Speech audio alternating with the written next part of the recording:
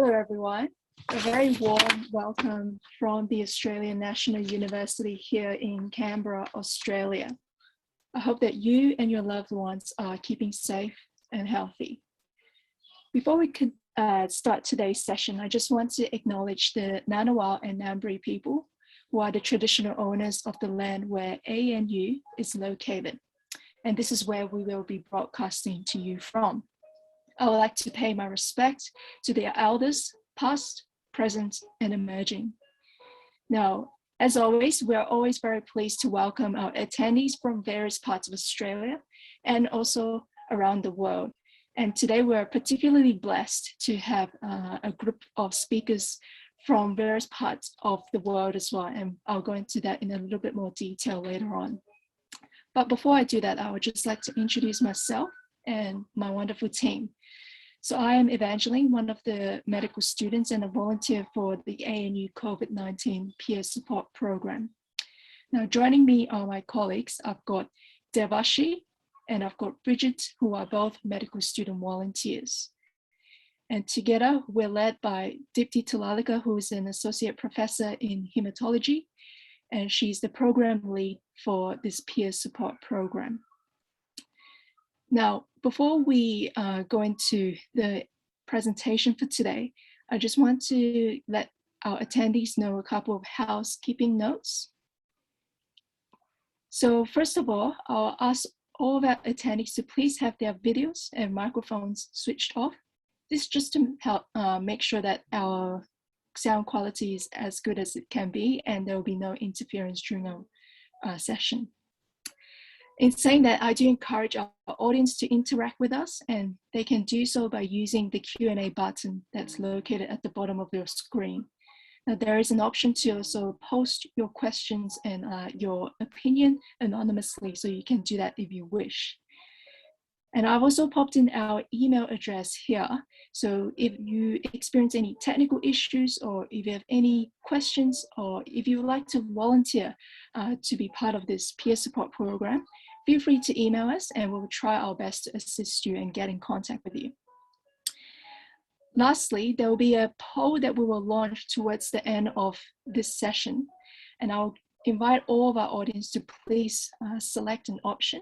This just helps with some internal monitoring purposes. And finally, please note that the talk is being recorded. So going on to our webinar for today.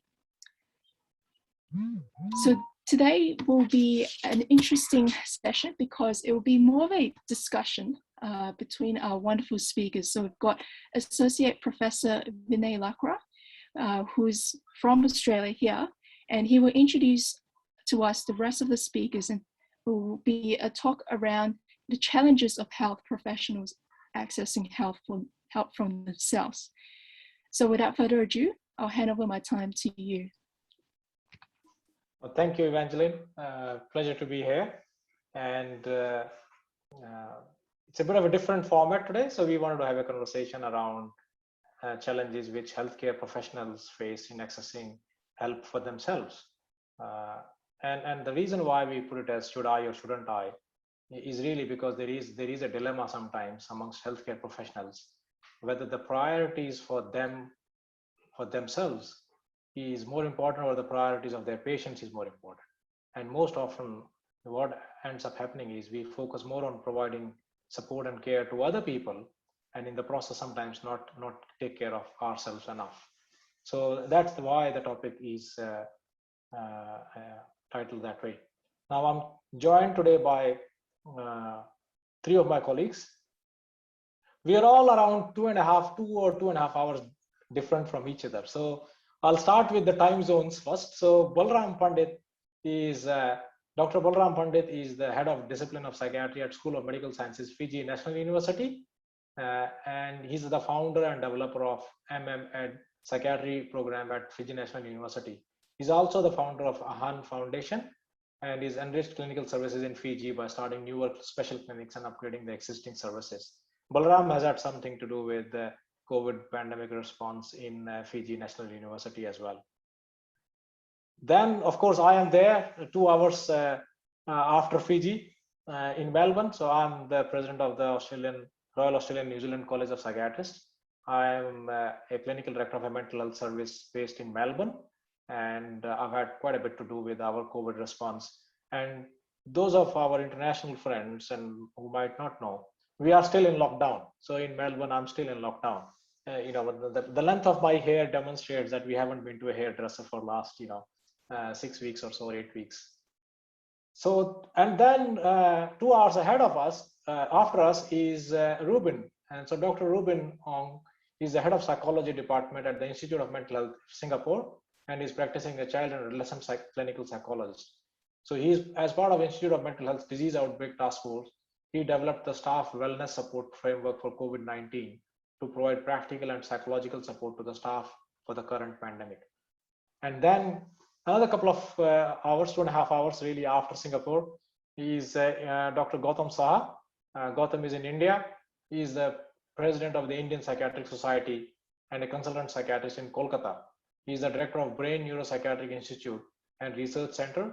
And Dr. Saha has been leading a number of efforts in addressing mental health impacts of COVID-19, including distributing food and essential items to people during the first and the subsequent harsh lockdown when the initial lockdown was announced in India.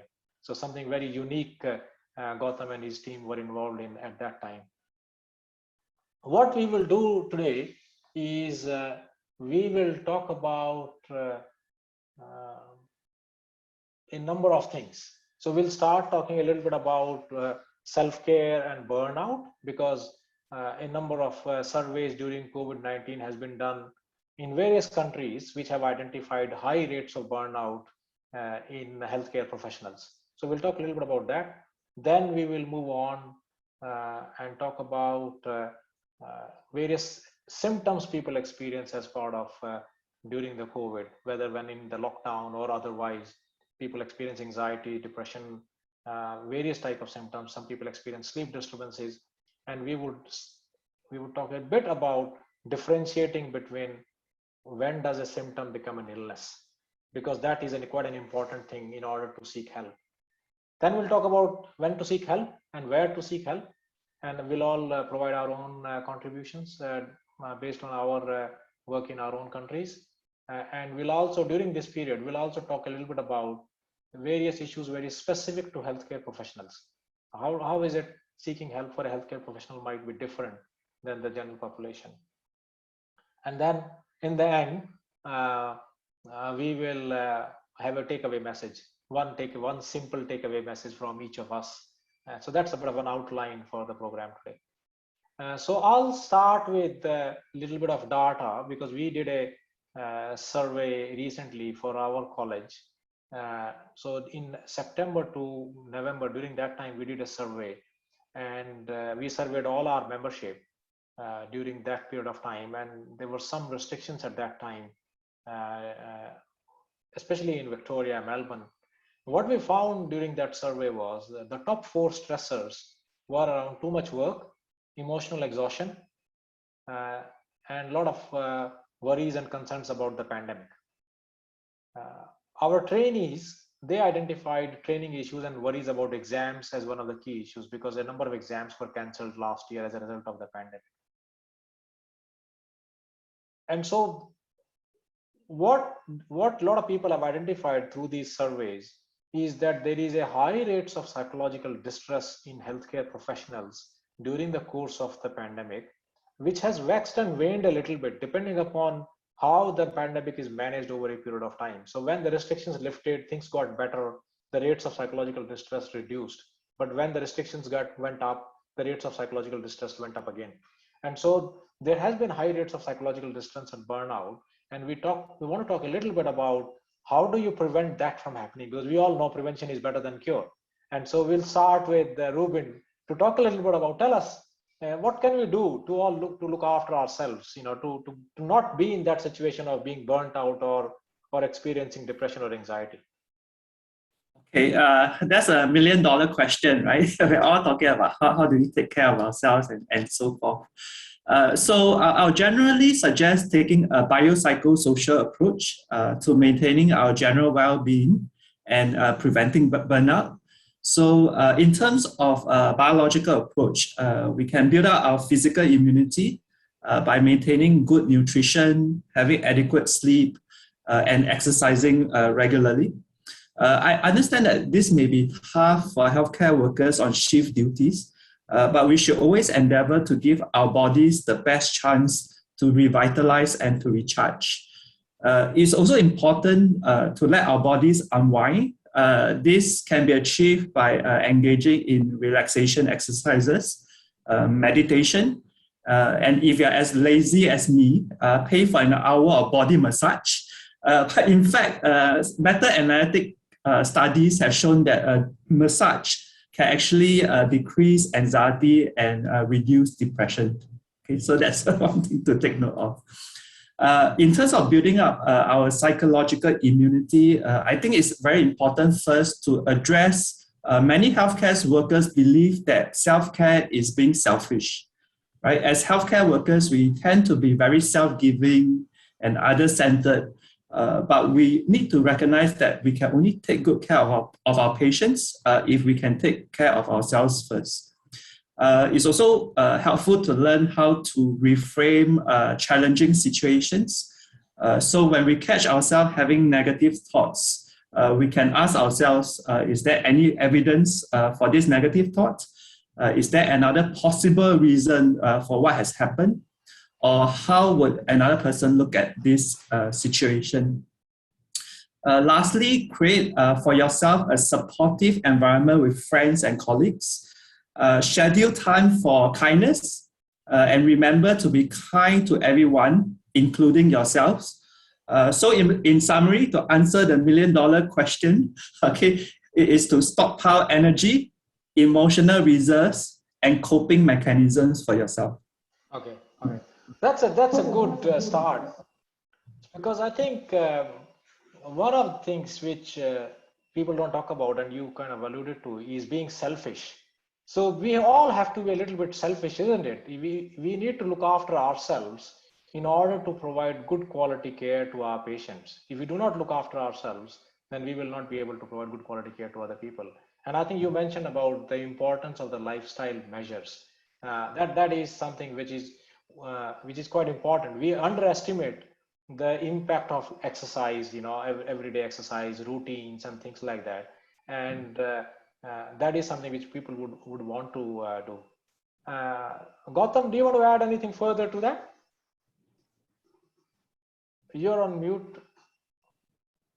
Yeah, what Dr. Robin said, I do agree absolutely. But regarding the selfish, just initially I'm telling it must be the self-care is important for caring others. It should be look like that. Terminology may be changed, but you are absolutely right. If we don't care ourselves, how can I serve other people? Yeah. And what Vinay mentioned initially, the stressors, you have to, before going to give any solution, we have to understand what are the background, what are the stressors. Already Vinay mentioned it. That is the volume and acuity of the work is much increased during this period. Possibility of infection. People who are thinking that infection. So what you mentioned, self-care is important. Wearing PPE before going inside the ICCU or in the clinic is important. And there is a long shift. In fact, if you see all the health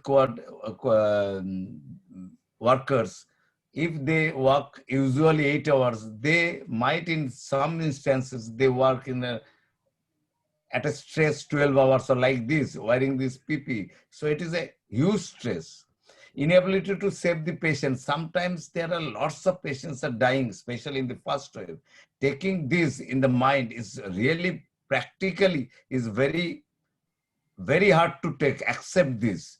And sometimes we need, and also shortness of supplies of medicine in India. I know that there are lots of medicines which are not, sometimes there is a craving of remdesivir. Remdesivir, you know that now WHO telling that it is not effective. Even in the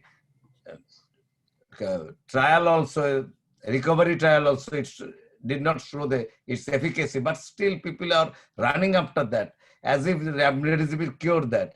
and we doctors are not able to give the people remdesivir because it is not available. Sometimes it becomes black marketing. So it is a huge struggle. Not only doctors, staffs, and all the social workers, nurses. It is a huge stress, and everything is changing. In the initial phase, we don't know what is right, what is wrong. Someday WHO directed like this is effective, and another day they are telling that it is not their fault, but because it is very new to us, and separation for the family and or for doing this duty, these are important. So what I am suggesting, first of all, we should know that whatever I tell others also, we have to share. Sharing is the first. We have to talk that I have facing some problem. All of us, all the medical professionals have in contact with some psychiatrist or other mental health professional. We have to share with them. They give. And other biosocial model, whatever I would tell, is definitely. And one thing is more important, breaking up bad news. It is mostly done by the doctors and sometimes social workers. So that training should be given properly. Otherwise, the mental health professionals, including all of them, are really in a big problem.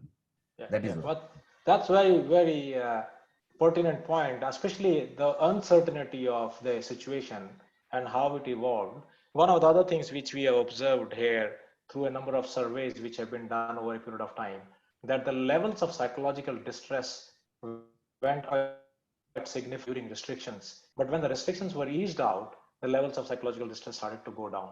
So we've certainly seen that. And I think the other thing which you mentioned, and again, that came up in our survey, the survey we did last year, is top 3 factors we identified about getting help.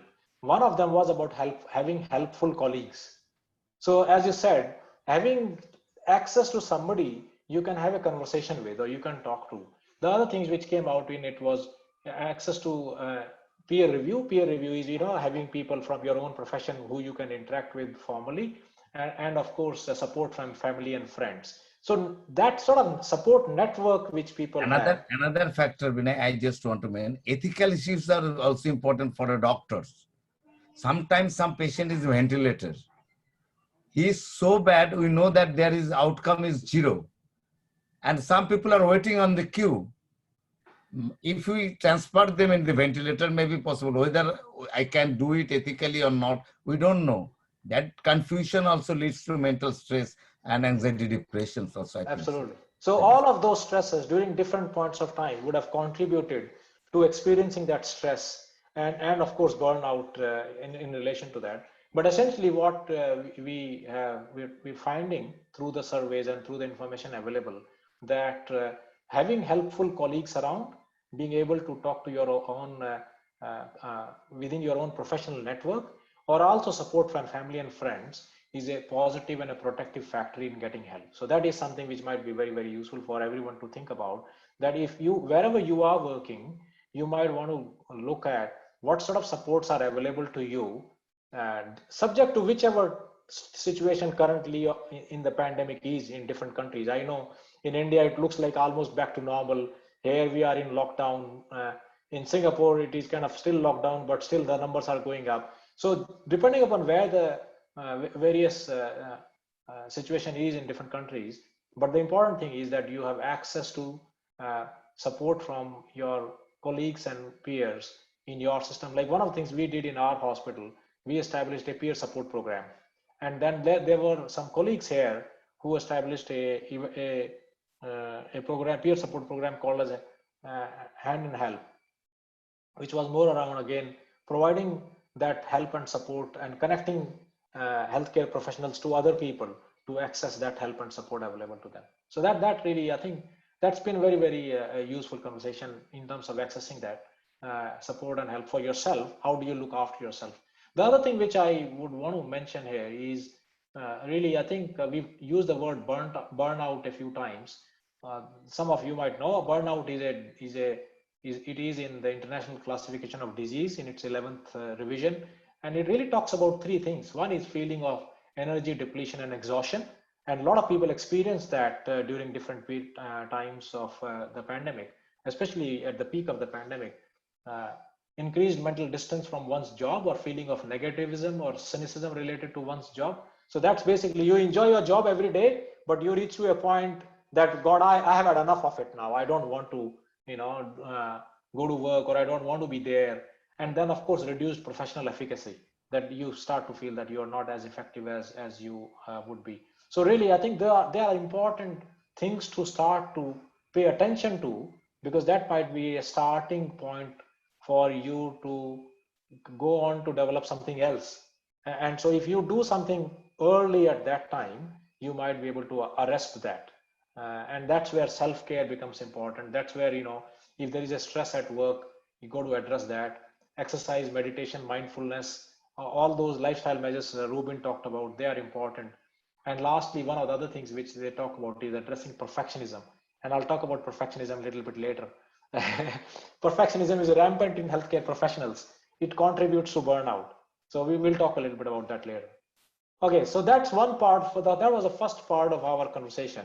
The second part we want to talk about is how do you differentiate whether there is a symptom someone is experiencing, and whether it is starting to develop into an illness. So what is depression as a symptom or anxiety as a symptom?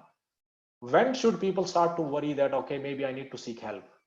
So I will invite Gautam maybe to start with, and then we'll move on to Balaram and Ruben as well. Thank you. Thank you, Vinay. It's really, sometimes it is needed. You know that all of us psychiatrists and mental health professionals, we know that to diagnose depression and just feeling low is not the same thing. Sometimes, but we may give some alarming symptoms that we may develop depression. So whenever you feel low in the longer, we know that the minimum duration time is 2 weeks. Whenever we feel very low, almost most of the times, we are not enjoying out of any pleasurable act. We don't want to work. We don't want to work, to go to our clinic, don't want to see our patient or serve our patient or anything, whatever job we are doing. And sometimes most important, this 2 weeks is not important, always the duration. If you feel some suicidal ideation, then 2 weeks not important. But according to diagnostic criteria, 2 weeks is important in almost all the diagnostic criteria. So feeling low, not doing work, guilt feeling, sometimes feeling of guilt, especially in the COVID period, pandemic period, we are not giving sufficient time to our family. But sometimes one of the guilt is, I am working in the hospital, back to my home. If I can infect some family members is infected by me, then there is a guilt feeling always going on. Maybe if somebody have COVID, then might be it comes through me. So there is a guilt feeling also. If guilt feeling is much more along with the other symptoms, if it is duration is more than 2 weeks, then definitely consider for the So if whether you have if depression. one is experiencing a And more thing is, 3 parameter is very important to diagnose any psychiatric or any mental disorders. One is when it hampers your occupational life, whatever you're doing. When it hampers the interpersonal relationship. For these symptoms, interpersonal relationship along with your own and dear one, near and dear one. And third thing, if it is dangerous to you or the people surrounding you. So these 3 symptoms are criteria is very important to diagnose any mental disorder, not only depression, anxiety, or any psychotic disorder. Okay, that's good. So I think I forgot to mention one thing. So when we were talking about well-being, there is a website which we have developed, which the listeners, viewers might want to access, and we'll provide that information later on. It's called as 5 Ways to Well-being. So that's a website which has got a lot of resources available, freely available. We call it 5 ways to wellbeing.org.au. So that is something useful for well-being point of view. But so essentially what Gautam is talking about is that you have to have a constellation of symptoms which are present most of the time during the day, most of the days for the couple of weeks. And if they are causing, irrespective of the duration, but if you have started to have thoughts of ending your life, or if it is causing affecting your social and occupational functioning, interpersonal relationship, it is causing distress for you, that might be the time you need to seek help. So you need to get help at that time. Anything else you want to add to that, Balram? A lot of people have talked about during the pandemic, they've talked about anxiety, that I'm feeling anxious. And so when do you say, if you are experiencing anxiety, when do we say, no, this is just anxiety because of what you are experiencing, as a result of stress? Or when do you say, well, maybe you need to seek help? So basic crux is, besides all the symptoms, as Dr. Saha highlighted about depression, the main thing is when it starts affecting our social life, family life, the functional areas basically. So that's the main thing. But when it comes to symptoms, we know that anxiety per se, it has got anxiety. It can present in so many ways that we have got anxiety spectrum disorder. So it can present as symptoms of phobia, where people are scared of something specific. Say, for example, height. When we start calling it acrophobia, so fear from height, fear from closed space, fear from group of people. Few people might develop symptoms of, say, obsessive compulsive disorder, while other people might develop, as I mentioned, few symptoms like of social phobia. Then I mentioned of agoraphobia as well. Okay. Panic disorder. So there are a range of symptoms in which it can present. But when we talk about, say, for example, generalized anxiety disorder also. So generalized anxiety disorder is a type of disorder where these anxiety symptoms, the anxious mood, one of the prevailing symptom, remains in. There is no specific situation or time. So it is prevailing. So it's an anxiety. During which it would be present. So it would be present. It can be present anytime, right? In any situation. So it's not specific. So it's the same thing as Gautam mentioned, that if you are Main getting thing is, distressed, when it comes to diagnosis, we focus, just for the viewers, we focus at the functional impairment. Is there functional impairment? And as Dr. Saha also rightly said about depression, duration is important, but there are, if we look at even the criteria gives us flexibility. If we look at say DSM talks about like minor depressive disorder or recurrent brief depression. So criteria also gives us some liberty. Similarly, here also there can be mixed symptoms, mixed anxiety and depressive symptoms. So the criteria are flexible as well. okay. So as long as those symptoms are there, functional impairment are there, duration is relatively less significant. Okay. So that basically reinforces the fact that if you are experiencing a range of symptoms, if it is causing distress for you, if it is starting to affect your social and occupational functioning, then you might want to think about seeking help. And when I say seeking help, that means you might want to seeking professional help. One of the things you could do is you can go to a well-known website which can provide good information for you. Of course, the internet has got a lot of information on it, but you might look for some authentic source of information. Our college has got a website called as Your Health in Mind. It has information about various psychiatric disorders and treatments. Similarly, I think there are websites by Beyond Blue in Australia. Sane Australia has got websites. So there are information available where you can access that information. So that is trying to differentiate between when something starts to become an illness. That means you need to seek help, because if you seek help early, you are likely to respond better and you're likely to get better early, isn't it? If you don't seek help early, it can lead to further problems. There is a question there, Gautam, and you talked about it earlier, like a lot of people about survival guilt among doctors in India. And a lot of people lost family members. And I think we also observed that here in Australia. A lot of our colleagues and friends, they lost a family member overseas and they were not able to visit during that time. They couldn't grieve. Many had to participate in the last rites being via virtual means. And you mentioned about people who witnessed, death. So for you and Ruben, especially, I'm interested in, there is a lot of trauma which people, healthcare professionals have experienced during the pandemic. And we all know that the trauma can lead to trauma-related symptoms, including post-traumatic stress disorder. So how do you identify that or deal with that this trauma, because trauma can be cumulative as well. You might not experience anything now, but 6 months later or 12 months later, you might start to experience something. So do you want to talk something about that? Yeah, what happened? First of all, I told before also, whenever I feel these symptoms, feeling low, and what are the symptoms we mentioned, all of you.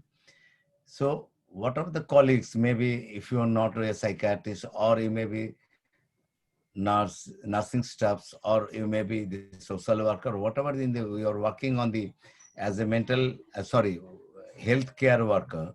So, whenever you feel anything, because all of us have a contact with a psychiatrist or other mental psychologist or other mental health workers. So talk to them. That is most important.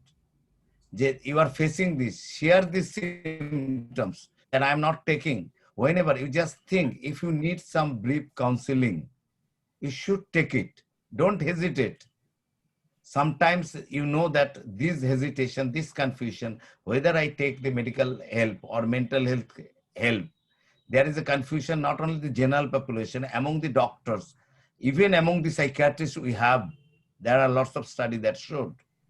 So we have to consult with them. You know that the mental health issues are very common. In India also, there is a study, if I mention this, there is a study which is done by Rajini Parthasarathi, and also the Pratima Murthy was one of the co-author of that. They highlighted that the mental health issues among the healthcare worker during the COVID-19 is huge, especially the anxiety disorder and the depressive disorder. Female healthcare worker and older unmarried, those with the family stress have a higher mental problems. And the mentally distressed healthcare worker have a greater alcohol use and the suicidal thoughts. These are all the studies reports suggest. And this group also has a history of receiving mental health care in the past. Sometimes somebody have a past history of the mental illness and they cured. All these studies showed, not only that, other studies are also there. They have showed the percentage wise. Indian Psychiatric Society also studied in the general population. And if you consider general population, you know that mental healthcare professionals have a higher rate of mental health issues than the general population. It is proved. It is evidence-based studies showed like that. And in the COVID period, it is much higher. In fact, if you see that some study also showed that if anxiety disorder is in the mental health professionals in this COVID period is 23.9%, whereas in the general population is 15.5%. Depression is almost in the mental health care professionals in pandemic period, in this pandemic period is 20%, while in the other sector, general population, it is 14.2%. So it is definitely higher range in the mental health care professionals. That is evidence-based studies show. So we have to take care of that and we have to work on that. Okay. So that really, I think you mentioned about alcohol. We certainly saw that here in Australia during lockdown, the rates of alcohol usage went very high. And so essentially what we're talking about is that people have experienced a range of things during the pandemic, including various traumatic experiences that for some people, for a various number of reasons, has led to increased rates of anxiety and depression. Yes, there is evidence that some of that might improve as the restrictions lift or the conditions get better in their respective countries. But essentially, it is important to pay attention to some of these things. If some symptoms reappear or if they persist, that you might want to seek help, because that is something which might be very, very important for you in terms of for you to get help early and get better early. Ruben? Okay, I just want to add on to what Gautam was saying about sometimes it's a bit hard for the affected individuals to recognize that they themselves have mental health challenges or issues. So it's actually quite important for fellow colleagues and friends to look up for their colleagues as well. So I mean, in general, we can share the psychological first aid principles of loop, listen, link. Right, so colleagues, you can sort of look out for your fellow colleagues to see whether there are any major changes in their behaviors or mood and so forth. And if they are willing to talk, listen to the concerns that they have. And if they really have significant challenges, link them out to the appropriate resources. So it's also actually quite important for the fellow colleagues to look out for each other. Okay. Now that's a very good point, because I think, it's about looking after each other. So if you note that one of our own colleagues is struggling, then it's about asking that question from you. Recently we had the "Are you okay" day. That "Are you okay? I know how are things going for you?" And then potentially that they might be able to access some help, whatever help they require. And I think, going back to what we found in our survey, that having helpful colleagues is one of the protective factors in getting help. Okay, so that's it. You are on mute, Gautam Da. Sometimes I feel regarding the mental health professionals, it is very much needed it is not screening, but they have to attend the counselor, at least psychological counselor, in a routine wise, like in the school. For the school children, we are doing the counselor should be there in every school. Like that, in every hospital, those who are working with the COVID, dealing with the COVID patient, all the healthcare professionals, in a regular basis, they have to attend the clinic, at least sometimes in a weekly basis or in a monthly basis, whatever it may be. They should need some ventilate their feelings to someone. That is very important. That is true. That's true. So what some people have, different people have done is they've had peer support programs. So 1:1 peer support. Some hospitals have organized that, and a lot of our colleagues organize that separately. And for some, they've also organized group programs as well, that you are able to actually share that. So that's in fact, in the important second point. wave, you are right. In the second wave, Indian Psychiatric Society with GAPIO, overseas Indian physicians, we have a do an agreement with them in a MO, and it was a one helpline we developed in the platform. All over the world, anybody, any mental health, not only mental health, sorry, any health professional can take their help, can take the help if there is any mental issues with them, if they're feeling. We have started that. So access basically. So when we're talking about access to care, you some can access if you want to know. You can access. The problem is spreading the news. We have spread the news. Problem is, as you said now, that you have developed, you people have developed from our institution is a very good. I want to take this thing because I want to spread it out, because more people know, the more people get benefited out of it. Okay. So in terms of accessing help, you could, one is you can access some online resources in your respective country or wherever, whatever online resources are available to you. Most health professionals are very familiar about how to access online resources. Second is that many countries have helplines available and some of those helplines are specific for healthcare professionals, including for doctors. Like in Victoria here, we have a Victorian Doctors Health Program and some other similar type of programs. So there might be specific things available for health professionals in your respective country. And then thirdly, you might want to then be able to get help for you might be able to access help from psychologist or a psychiatrist, like everyone else does, through your networks or whatever. Balram has his hand up for a little while. Balram. So I just want to add a few things, and it might be kind of re-emphasizing the thing and maybe rewording a few things as well. But this is something regarding medical education. So in medical education, and I'm still in that area associated with medical college. So we have always been teaching about, it has always been part of medical education. Altruism has always been part of medical education since beginning.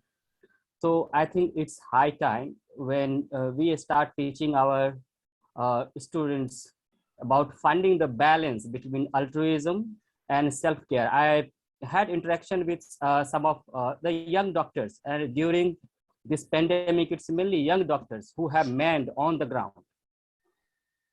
And some of them were really in very difficult situation. I did not want to use the word terrible, but they were really in very difficult situation.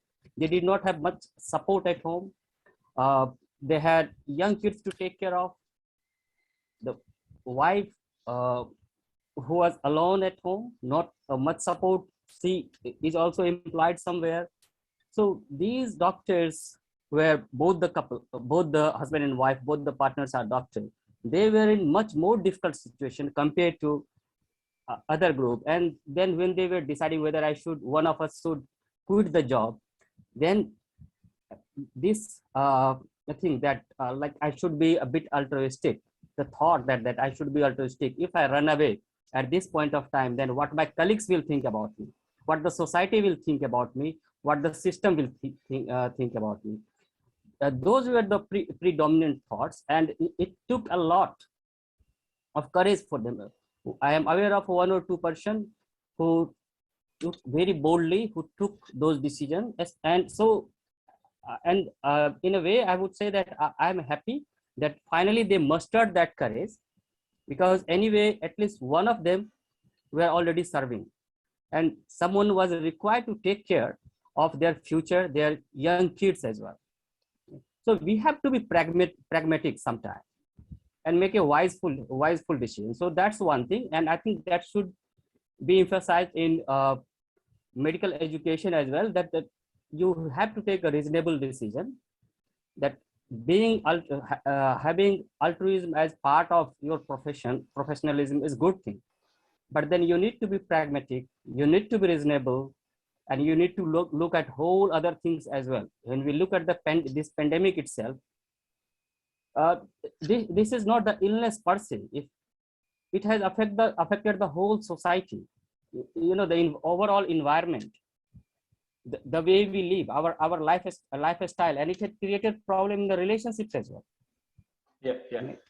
Okay. So the other thing that you have already highlighted, sir, and that I really want to emphasize for young doctors is they should always be mindful of the available resources and their competence level. If you are a young doctor, not trained enough, but you have been put in the ICU to man the to man the ICU, to manage the things, and you are, of course, you are being guided by your seniors through say virtual means.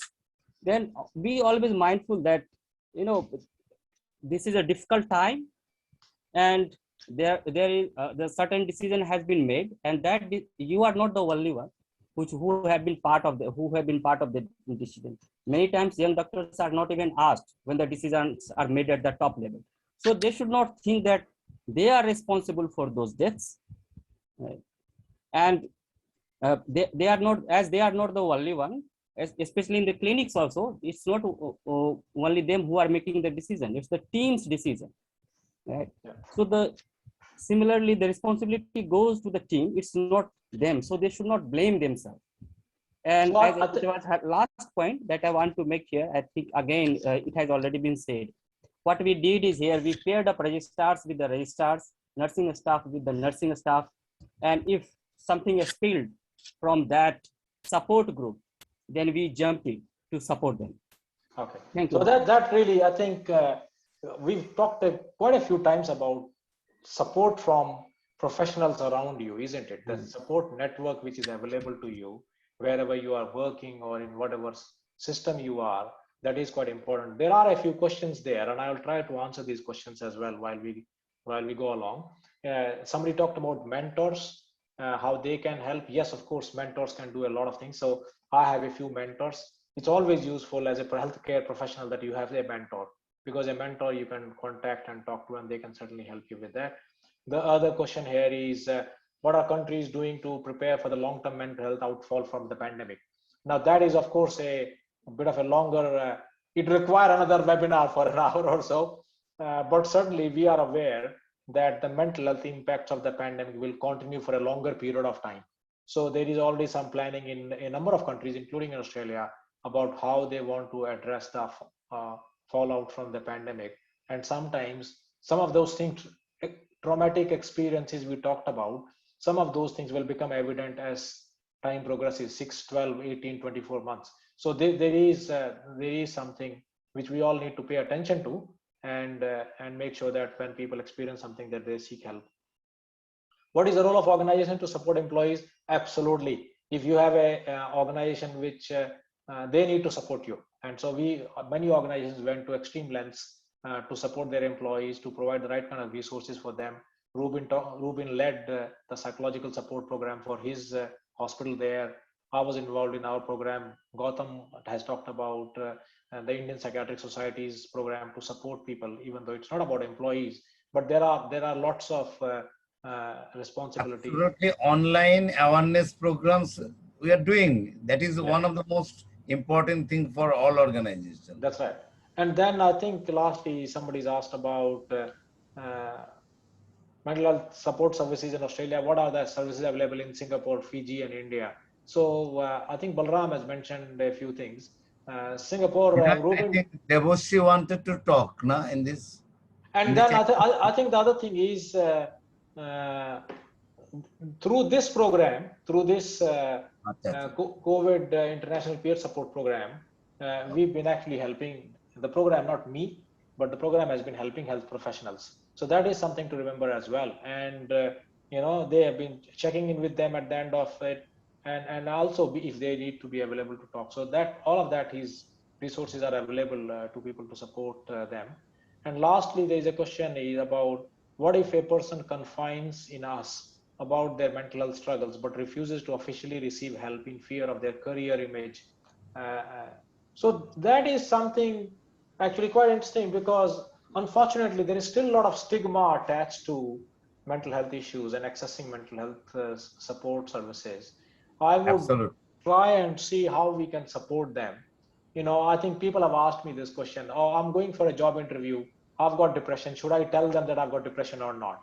And I'm like, okay, well, you have to really think about it, because if you tell them, because their person's concern is that if I tell them, they might not give me the job, they might discriminate against me. So stigma is actually still one of the, when we talk about mental health and psychiatry, it's not necessarily just availability and access to services.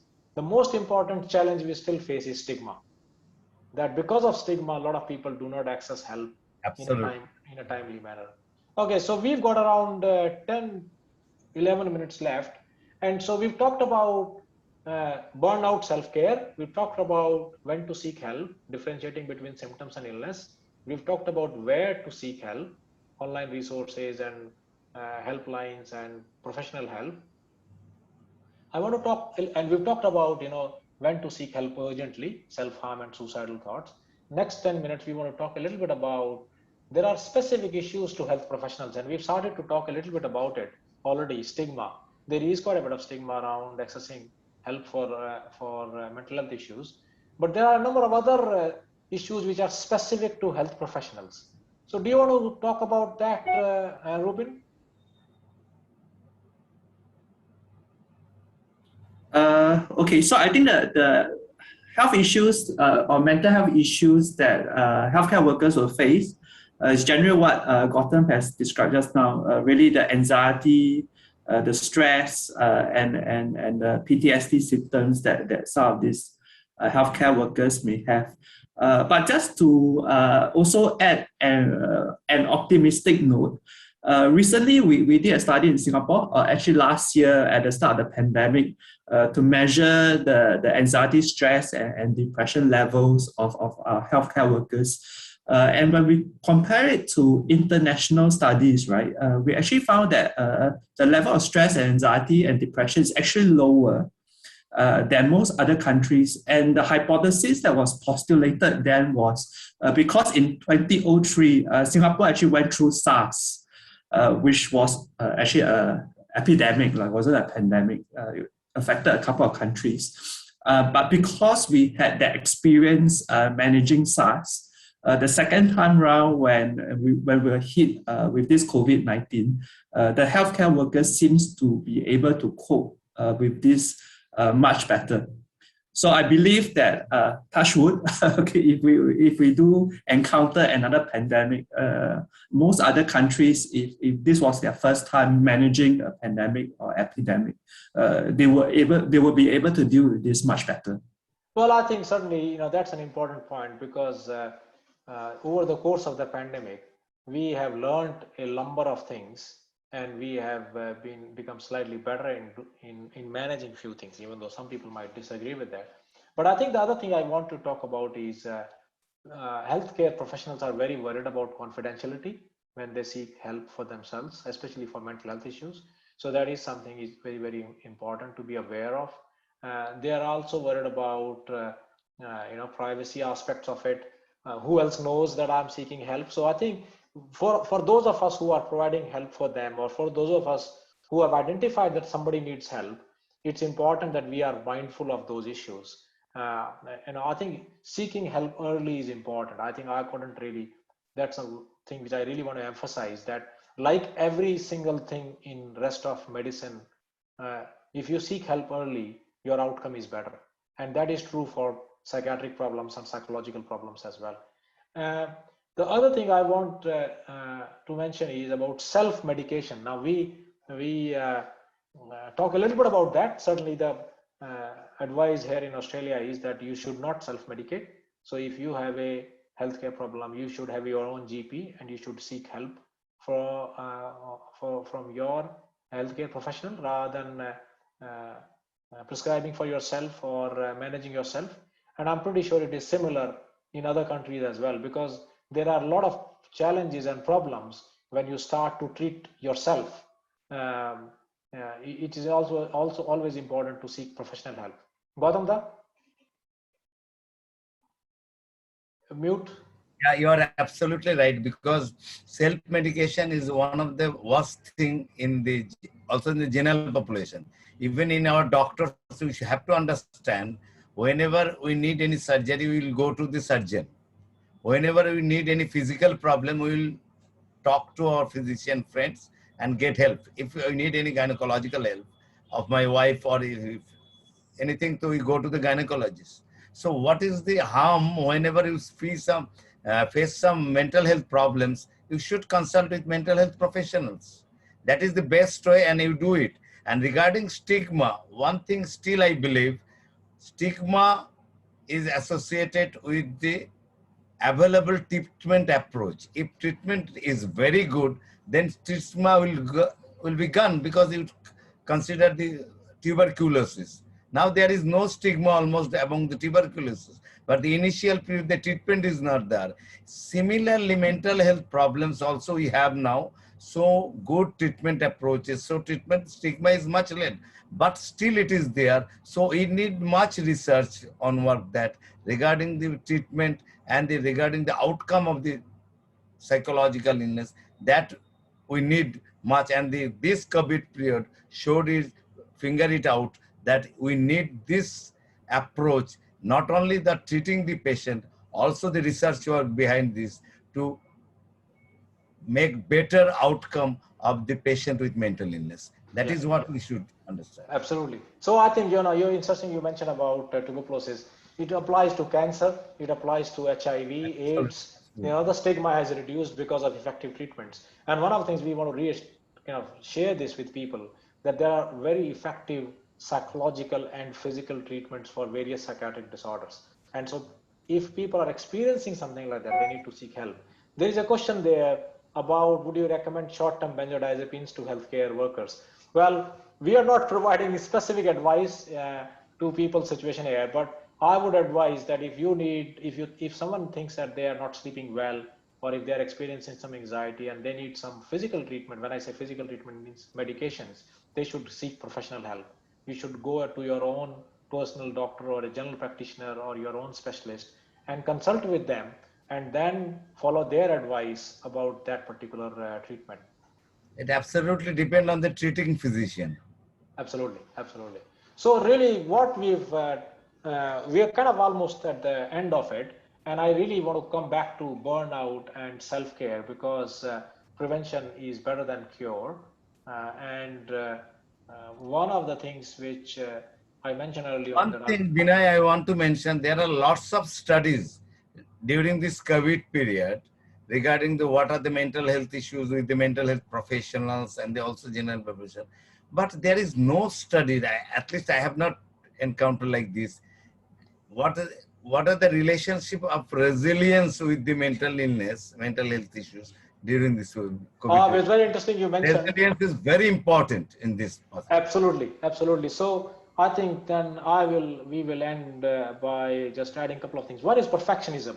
So perfectionism is linked with burnout, and so I would encourage people to look at how do you manage your perfectionism. There are 7, 8 different things you can do. If you are perfectionist, like many healthcare professionals are, we know that perfectionism can actually contribute to burnout, and so it's something worth paying attention to.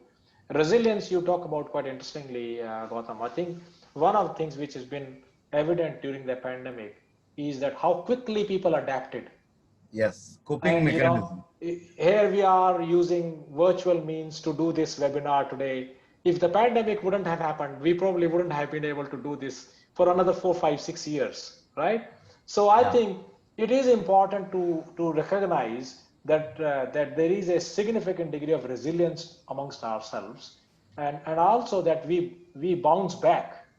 And yes, I don't know about the studies about resilience, but certainly the surveys which have been done, which have looked at psychological distress during restrictions and when the restrictions have eased, have demonstrated that when restrictions ease, you bounce back. So I think we can end on a positive note, that to say that we will bounce back, and I think resilience forms an important part of it, and that's where all those lifestyle measures, stress management, various psychological strategies to look after yourself, they are very, very important, because they contribute to your resilience, and then they contribute to prevention of some of these problems into developing. And then if you start to experience something, you seek help, and you seek help early enough so that your outcome is better, rather than delaying seeking help. Okay, 1 minute to go. One last message, Gautam. Don't get worried. Take care of yourself. Normal lifestyle should be very good. Normal life, follow. Take nutritious diet. Do some exercises, or have some times for your physical exercises or whatever. Sometimes some meditations like that. Do some period and see your patient and take care of yourself and your family. Take some times and spend some time with your friends and family members, irrespective of your duties. And sir said, Ravin also mentioned, if a message is available, you can take that to reduce your anxiety. Okay, Ruben, very quick, short. Okay, so quick one, stay safe, healthy, and happy. Okay, Yes. Balaram. Mute, you're on mute, Balaram. So I would just say one sentence: must find balance. You must find balance between altruism and self-care. Right? How much to sacrifice, right? And when to take care of yourself. Recognize that and do take care of yourself.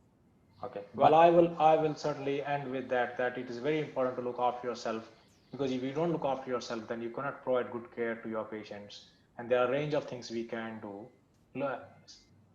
Get support Thank you, from Bina. It's a wonderful moderation. I must mention it. wonderful moderation. Get support from people around you. There is a lot of support available, and that is actually quite an important thing. Thank you to all of you, and thank you to Deepthi and team in facilitating this conversation. I hope that those people who listen to us, they were able to get some benefit out of it. There are some resources which we will put on to provide access to those websites we talked about. And if there's any other resource which comes to our mind, then we'll be able to provide access to that as well. Okay, thank you.